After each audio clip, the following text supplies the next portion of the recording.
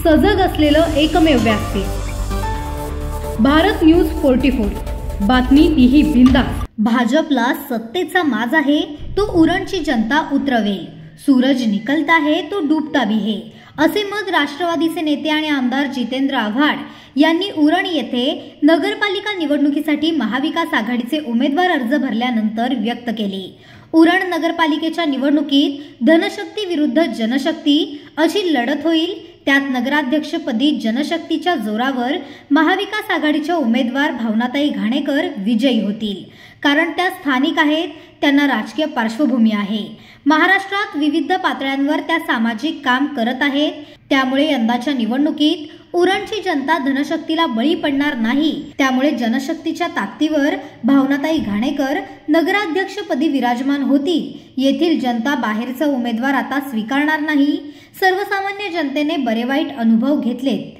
दिबांचे नाव आजही नवी मुंबई विमानतळाला दिले गेले नाही, त्यामुळे भूमिपुत्रांच्या अस्मितेशी कुणी खेळणार असेल तर यंदा जनता निश्चितच प्रामाणिकपणे मतदान करून धडा शिकवेल, असा ठाम विश्वास आंतरराष्ट्रीय कामगार नेते आणि काँग्रेसचे रायगड जिल्हाध्यक्ष महेंद्र शेठ घरत यांनी उरण येथे व्यक्त केला। यावेळी नगराध्यक्षपदाच्या उमेदवार भावनाताई घाणेकर म्हणाल्या, मी कायम जनतेच्या सानिध्यात आणि सेवेत आहे, स्थानिक आहे। भाजप 15 वर्ष सत्तेत असूनही उरणला चांगले रस्ते दिले नाहीत। शहरातील गटारांची अवस्था दयनीय आहे, जागोजागी कचऱ्याचे ढीग आहेत। नागरिकांनी हे किती दिवस सहन करायचे, त्यामुळे जनतेला आता बदल हवाय।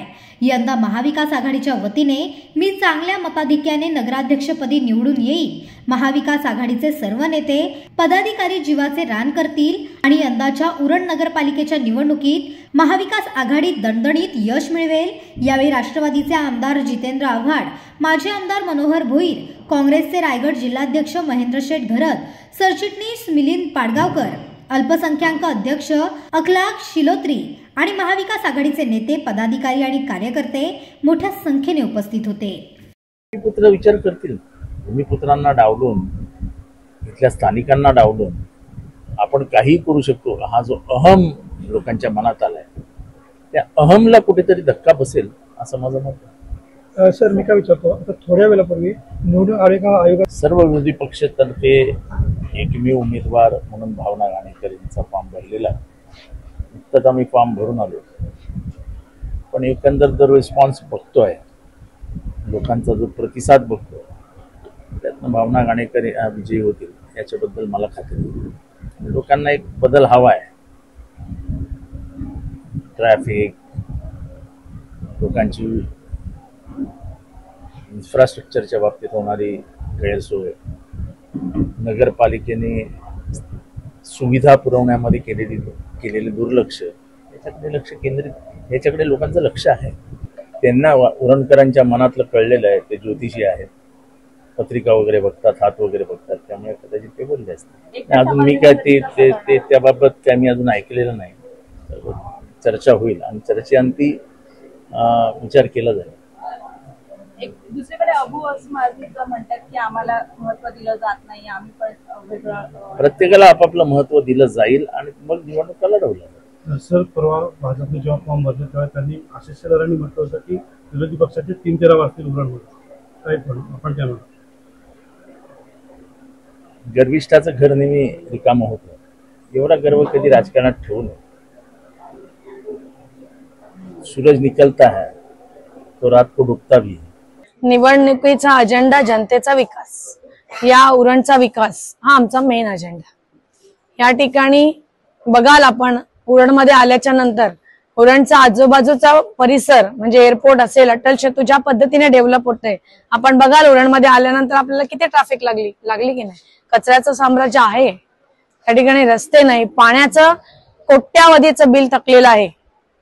मग आपण बघाल टाउन हॉलचं 11 वर्ष काम चालू आहे।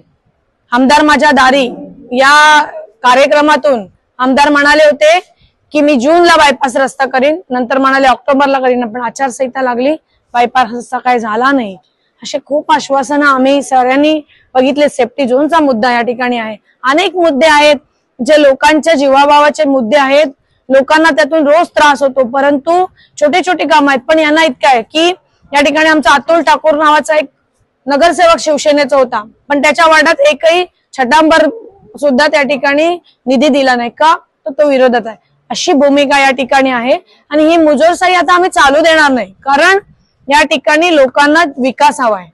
कोण मोठा, कोण छोटा, कोण कुठला, कोण काय, काम करणारा माणूस आम्हाला द्या, जो आमचं काम करेल. अर्ध्या रात्री सुद्धा आम्हाला फोन आला तर आम्ही पोलीस स्टेशनला हजर असतो. ह्यांच्याकडे ते जातात पोलीस स्टेशनला, पण त्यांच्या कार्यकर्त्यांसाठी, खास कार्यकर्त्यांसाठी. विकास झाला, पण त्यांच्या भोवताली असलेल्या काही कॉन्ट्रॅक्टरांचा झाला आणि त्यांचा स्वतःचा झाला. या ठिकाणी विकास हा उरणचा झाला नाही. म्हणून आम्ही साऱ्यांनी एक चंग बांधला आहे की या ठिकाणी जनतेच्या मनातला नगराध्यक्ष या ठिकाणी बसेल. मी भावना गणेकर म्हणून निवडणूक लढवत नाही, तर या जनतेच्या मनातला नगराध्यक्ष या ठिकाणी बसावं यासाठी निवडणूक लढते. आम्ही साऱ्यांनी चंग बांधला आणि 100% आम्ही विजयी होणार हा विश्वास माझ्या मनामध्ये. आपण बघाल या ठिकाणी एका मेसेजवर लोक आली. आम्ही धरून बांधून आणलेली लोक नव्हती. मी फक्त सोशल मीडियावर काल रात्री एक क्लिप टाकली आणि साऱ्यांनी, सगळ्या पक्षाच्या प्रमुखांनी टाकले आणि इतकी लोक आली. लोकांना वाटतंय बदल हवा म्हणून आले आहेत ना.